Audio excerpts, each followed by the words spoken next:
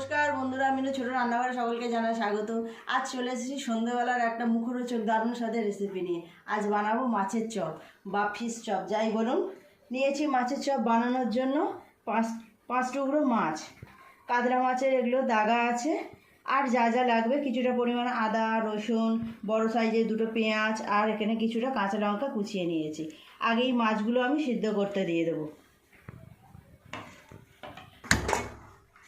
আমি এই বাটি নিয়েছি, বাটিতে কিছুটা জল দিয়ে মাছগুলো আগে সিদ্ধ করে নেব। দিয়ে দেব কিছুটা পরিমাণ নুন।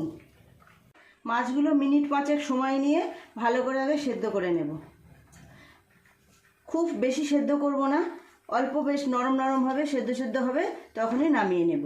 আর এই সময় আমি এই আদা রসুন যেগুলো ছোটো ছোটো করে কুচিয়ে নিয়েছি, এগুলোকে একটু থেঁতে নেব।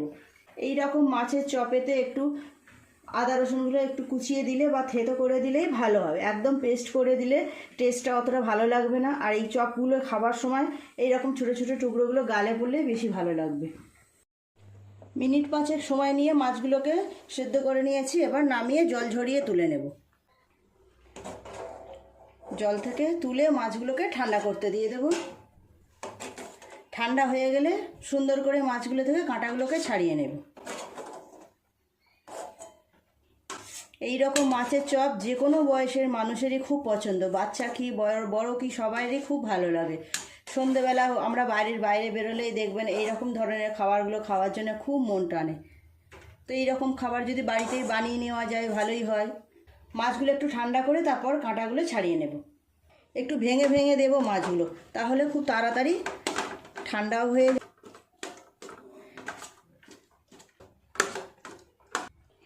মাছটা খুব ভালোভাবে ঠান্ডা হয়ে গেছে, এরকম ভেঙে ভেঙে দিয়েছিলাম, সেই জন্য আরও তাড়াতাড়ি ঠান্ডা হয়ে গেছে। এবার কাঁটাগুলোকে বেছে নেব। আমি তো এই মাছের চপ বানানোর জন্য কাতলা মাছ নিয়েছি, আপনারা চাইলে যে কোনো মাছ নিতে পারেন, রুই মাছ, পোনা মাছ, কাতলা মাছ। তবে পেটির মাছ বা এরকম দাগার মাছ নিলে কি হয়, কাঁটাটা একটু কম থাকবে, আপনাদের কাঁটাটা বেছে নিতে তাড়াতাড়ি সুবিধে হবে। এইভাবে কাঁটাগুলোকে বেছে নেব। একটু দেখে শুনে ধৈর্য ধরে এই কাজটা করতে হবে। মাছের গায়ে যে ছালগুলো আছে বা স্কিনটা আছে, এটা আপনারা নিতেও পারেন, নাও নিতে পারেন। সন্ধেবেলায় টিফিন হিসাবে দিতে পারেন বা বিকালে চায়ের সাথে, যে খাবে তারই খুব ভালো লাগবে। আর এটা যেহেতু ঘরে বানানো জিনিস, সমস্ত জিনিসই টাটকা দেওয়া হবে, তো এটা খেলেও কোনো অসুবিধে হবে না। এই দেখুন, সব মাছটা থেকে আমার কাঁটা ছাড়ানো হয়ে গেছে, এতটা মাছ হয়েছে।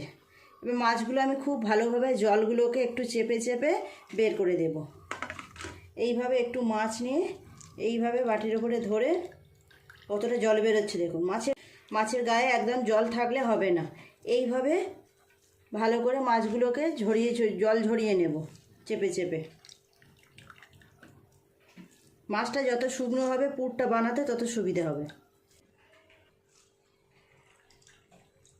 সব মাছগুলো থেকে এইভাবে জলগুলোকে টিপে টিপে বের করে দিয়েছি। এবার পুরটা বানিয়ে নেব। গ্যাসটা অন করে দিই। কড়াই চাপিয়ে দিয়েছি, কড়াই গরমও হয়ে গেছে। দিয়ে দেব তেল। তেলটা ভালোভাবে গরম হয়ে গেছে, দিয়ে দেব পেঁয়াজ কুচি।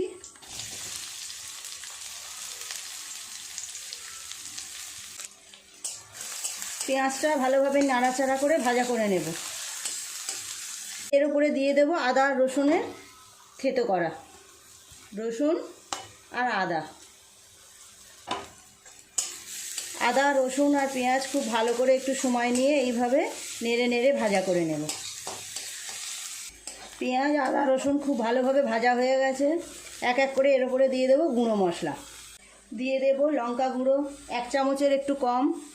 আমি ওখানে 4টে কাঁচা লঙ্কা কুচিয়ে নিয়েছি, তো ঝালটা সেইভাবে বুঝেই দেব। 1 চামচ হলুদ গুঁড়ো, 1 চামচ জিরে গুঁড়ো, আর ধনে গুঁড়ো 1/2 চামচ। সব মশলাগুলো খুব ভালোভাবে এইভাবে একটু কষিয়ে নেব। গ্যাস কিন্তু এখন কমানোই আছে। দিয়ে দেব স্বাদ মতো নুন। এইভাবে সমস্ত মশলাগুলো খুব ভালোভাবে একটু কষিয়ে নেব। নিয়ে দিয়ে দেব কাঁচা লঙ্কা কুচি করা। আগে কাঁচা লঙ্কাটা দিলে কাঁচা লঙ্কার কোনো গন্ধ আর থাকতো না, সেই জন্য একটু পরে দেওয়া। সব মশলাটা খুব ভালোভাবে কষানো হয়ে গেছে। দিয়ে দেব সিদ্ধ করে রাখা মাছ, জল ঝরিয়ে রাখা।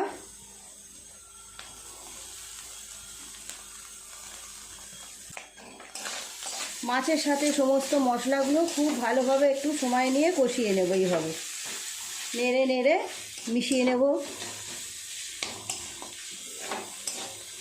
আঁচ কিন্তু একদম কমানোই আছে। দুটো আলু সিদ্ধ করে রেখেছিলাম, এইভাবে ভেঙে ভেঙে দিয়ে দেবো।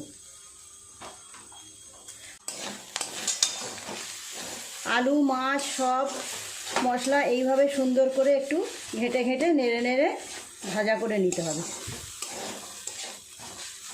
এইরকম একটু চেপে চেপে ঘাঁটা ঘাঁটা করে নিতে হবে, তাহলে চপটা তৈরির সময় খুব সুবিধা হবে। 7-8 মিনিট সময় নিয়ে এইভাবে সব কিছু একসঙ্গে ভালোভাবে মাখা মাখা করে নেব।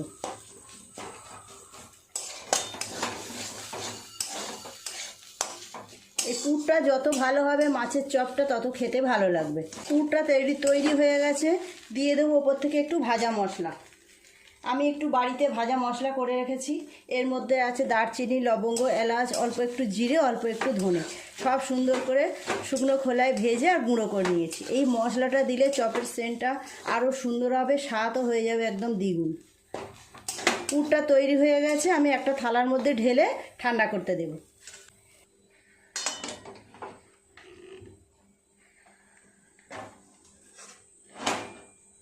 পুরটা খুব ভালোভাবে ঠান্ডা হয়ে গেলে তারপর চপ তৈরি করব।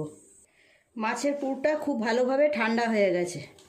এইবার এইগুলো থেকে মাছের চপ তৈরি করে নেব। আমি এই রকম সাইজ করছি, এই রকম ডিম্বাকৃতি, এই রকম একটা বানানো হয়ে গেল। এইভাবে সবগুলো থেকেই চপ বানিয়ে নেব। যার যেমন পছন্দ সে তেমন শেপ দেবে। কেউ চৌকো দিতে পারে, কেউ গোলও দিতে পারে। আমি এই রকম ডিম্বাকৃতি করছি।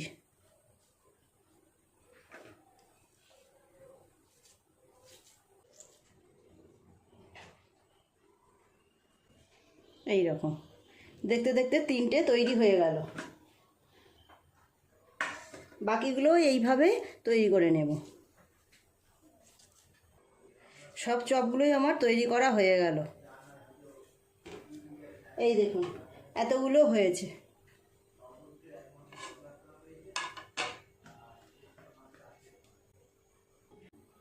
দু চামচ কর্নফ্লাওয়ার দিয়ে দিলাম, 3 চামচ দিলাম।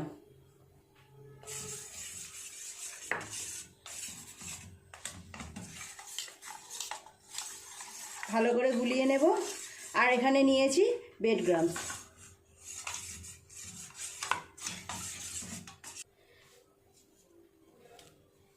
গোলমরিচ দিয়ে দেব, গোলমরিচের গুঁড়ো। আর এই ব্রেডক্রাম্বসের মধ্যেও একটু গোলমরিচের গুঁড়ো দিয়ে দেবো। আর দিয়ে দেবো অল্প একটু নুন।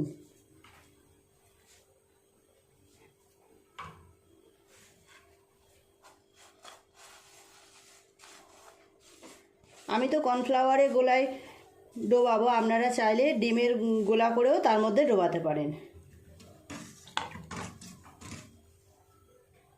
একটা করে এরকম চপ নেব, নিয়ে কর্নফ্লাওয়ারের গোলায় ডোবাবো, ডুবিয়ে ব্রেডক্রাম্বসে কোট করব।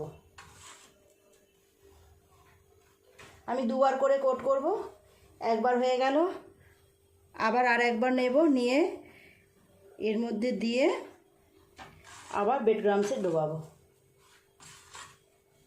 দুটো হাত দিয়ে আপনাদের এই কাজটা করতে হবে। যতটা ভালোভাবে ব্রেডক্রাম্বসের গায়ে লাগানো যাবে চপগুলো খেতে তত ভালো হবে।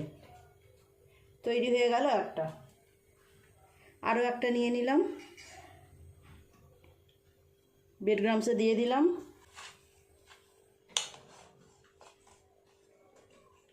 আবার এইগুলোর মধ্যে দেব।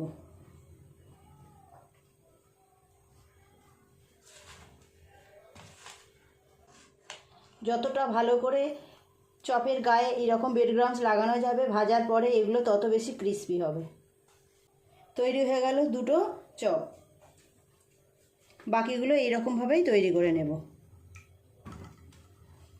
সব চপই হয়ে গেল তৈরি করা। আমি প্রত্যেকটা চপ এইভাবে ডবল কোট করেছি। আপনারা পারলে এই চপগুলোকে কিছুক্ষণের জন্য, ঘন্টাখানেকের জন্য অন্তত ফ্রিজে রেখে তারপরে যদি ঠান্ডাটা কাটিয়ে নিয়ে বের করে ঠান্ডা কাটিয়ে চপগুলো ভাজতে পারেন, খুব ভালো হয়।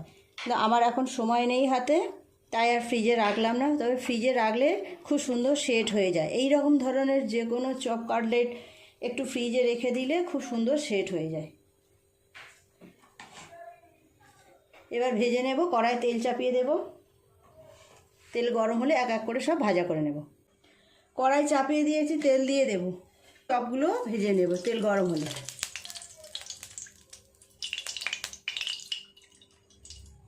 এই চপগুলো বানিয়ে আপনারা 2-4 দিন ফ্রিজে রেখেও দিতে পারবেন। তেল গরম হয়ে গেছে, দিয়ে দেবো চপগুলো। অল্প অল্প করে দিয়ে ভাজা করব।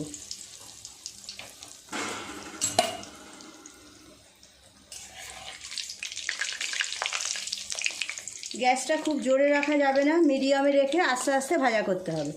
খুব ভালো করে উল্টে পাল্টে চপগুলোকে ভাজা করে নেব। এই চপগুলো ভাজা হয়ে গেছে, তুলে নেব। তুলে নিয়ে এই থালার মধ্যে রেখে দেব। আবার কটা দিয়ে দেব। আরও দুটো ভাজা হয়ে গেল, তুলে নেব। একইভাবে বাকি চপগুলোও ভাজা করে নেব। দেখতে দেখতে সব চপগুলোই আমার প্রায় ভাজা হয়ে এলো। এই দুটো ভাজা করলে হয়ে যাবে। তুলে নিয়ে আপনাদের দেখাবো কেমন দেখতে হলো। বন্ধুরা দেখুন, সব চপগুলো ভাজা হয়ে গেছে, তোলা হয়ে গেল, কয়েকটা খাওয়াও হয়ে গেছে। এত সুন্দর জিনিস দেখে আর কেউ লোভ সামলাতে পারলো না। তো আমি তো সার্ভ করার জন্য পুরোপুরি সাজিয়ে নিয়েছি প্লেটটা। কেমন দেখতে লাগছে দেখুন। আপনারা এইভাবে বাড়িতে বানিয়ে নিজেরাও খাবেন, আত্মীয় স্বজনদেরও খাওয়াবেন, সবাই খুব খুশি হয়ে যাবে। তো প্লিজ বন্ধুরা, আজকের রেসিপিটা কেমন লাগলো কমেন্ট করে জানাবেন। যদি ভালো লাগে তাহলে একটা লাইক করে দেবেন। আমার চ্যানেলটি সাবস্ক্রাইব করে পাশে যে বেল ঘন্টিটা আছে সেটা অবশ্যই ক্লিক করবেন। তাহলে যখনই আমি এইরকম নতুন কোনো ভিডিও আপলোড করব তার সাথে সাথে সবার আগে আপনার নোটিফিকেশনে পৌঁছে যাবে। সবাই খুব ভালো থাকবেন। দেখা হচ্ছে পরের দিন নতুন কোনো ভিডিওর সাথে। নমস্কার।